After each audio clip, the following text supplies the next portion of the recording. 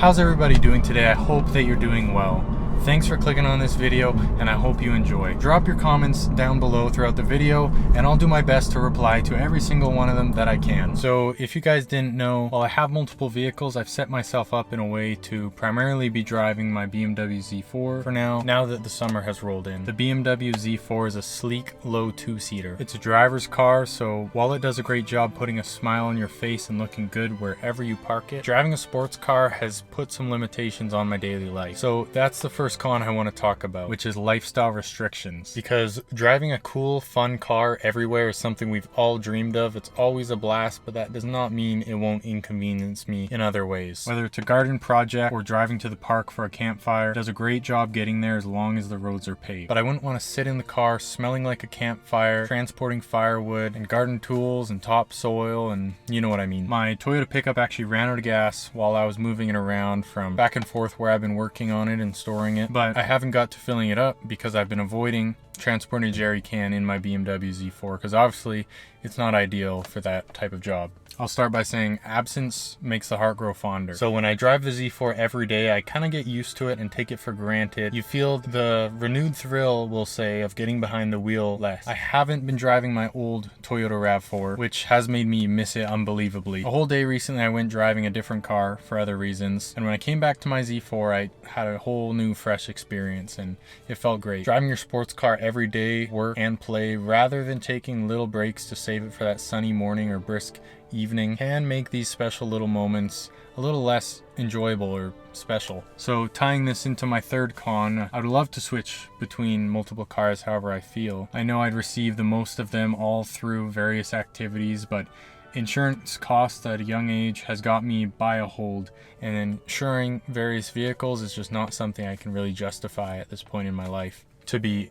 insuring them just for pleasure, with just how expensive insurance has been for me. And so insurance and risk is higher driving a unique car like a Z4, and of course the more you drive it, the higher both of those things go. So my number 4 is storage is another issue. The Z4 has a good trunk for its size, but space can run out and there isn't much for storage on the interior. The glove box is practically useless, but I really like the rear center console. So overall it's a fun car for small grocery errands, but no room for bulk shopping, folding chairs, or anything remotely large. As you might have seen in my other video when I had to pick up the fenders for my Toyota pickup. And when I'm driving around by myself, the passenger area is usually where I keep my coat or my camera or my phone, other things. So you compromise when you do have a passenger. Now my fifth point is an interesting one because it is attention whether you like it or not. A sports car attracts attention.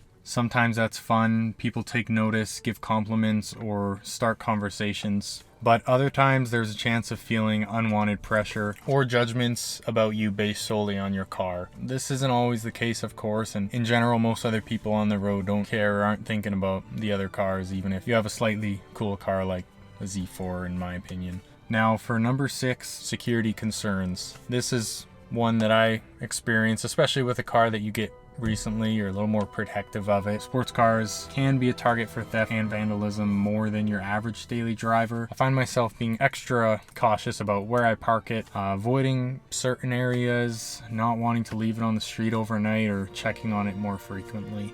That level of concern can add mental overhead that doesn't exist with other types of vehicles. Noticing a scratch and wondering if it was already there or if it happened while you were in the store. Now I'm going to be moving on to number 7, which is vulnerability to road hazards. Because with a wider stance, low profile tires, and more expensive wheels and suspension, you must become aware of potholes, curbs, departure angles, and even parking, because a small mistake can cost you a wheel, a tire, or even worse. And kind of stepping back, my number 8 is lack of versatility because, well, want to go to the beach, hiking, camping, mountain biking, fishing. I wouldn't even be able to fit some of my fishing rods in this car unless I had the top down and they stuck out the roof. So cars like this don't offer roof racks, trailer hitches of course, or more versatile cargo space, which can limit your spontaneity, or however you say that, because I'm much more likely to skip activities if the car just doesn't fit the plan.